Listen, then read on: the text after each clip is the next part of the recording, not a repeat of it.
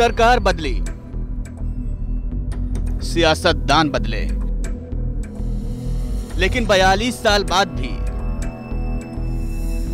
School की किस्मत नहीं बदली। 800 बच्चों की किस्मत संवारने की पुरजोर कोशिश में लगा ये कौमी सेकेंडरी सीनियर स्कूल खुद अपनी बदकिस्मती के आंसू रो रहा है। सदर बाजार में चलने वाले इस स्कूल में आने के बाद पता चलता है कि राजधानी में हमारे बच्चे किस हाल में पढ़ते हैं। जब दिल्ली शिमला से ज्यादा ठंडी है, तब कौमी सीनियर सेकेंडरी स्कूल के बच्चे इसी टीन सेट के नीचे पढ़ाई करते हैं। सरकारें भी बड़े बड़े दावे करती हैं कि किस तरह वो उन बच्चों का जीवन उज्जवल बनाने की कोशिशों में लगी हुई है। हालांकि उन दावों की पोल तब खुल जाती है जब 21वीं सदी में राजधानी दिल्ली के एक इलाके में आपको बच्चे टीन शेड के नीचे पढ़ते नजर आते हैं। आपको बता दें, इस वक्त हम सदर बाजार इलाके में मौजूद हैं और ये जो आप तस्वीर देख रहे हैं ये दरअसल एक ईदगाह की है, जहां पर बच्चे 1976 से इस ईदगाह में ही पढ़ाई कर रहे हैं, इस टीन शेड के नीचे ही पढ़ाई कर रहे हैं। दरअसल 1975-76 में जब देश में इमरजेंसी लागू थी, इस स्कूल की बिल्डिंग भी तोड़ दी गई थी।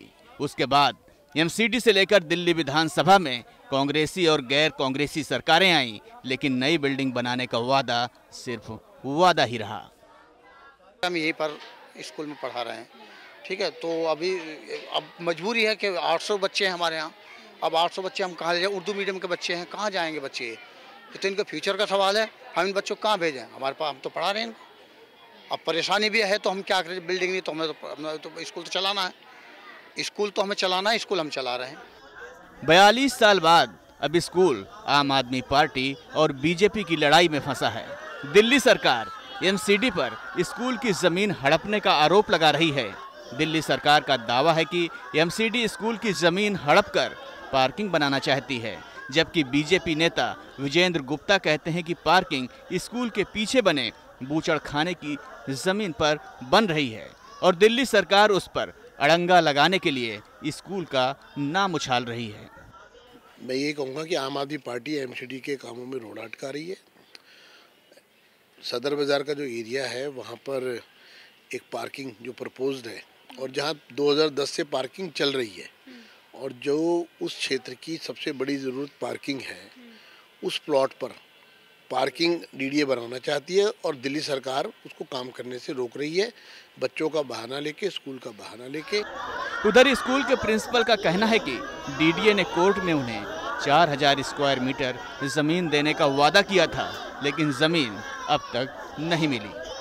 पर डीडीए ने वादा किया था और रिटर्न में लेटर दिया है हमें, वो लेटर भी हमारे पास है, ठीक है। उसमें ये वादा किया था कि हम 4000 स्क्वायर मीटर स्कूल के लिए देंगे और 3 महीने का टाइम दिया था। 3 महीने के बाद हमारे पास कोई इन्फॉर्मेशन ना हमें ये पता कि क्या हुआ उसके बाद।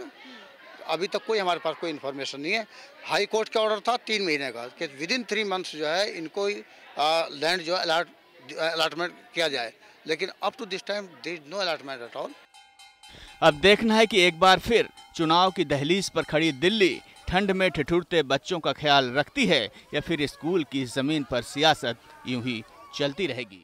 दिल्ली तक के वीडियोस को देखने के लिए चैनल सब्सक्राइब करें और बेल आइकन का बटन दबाएं।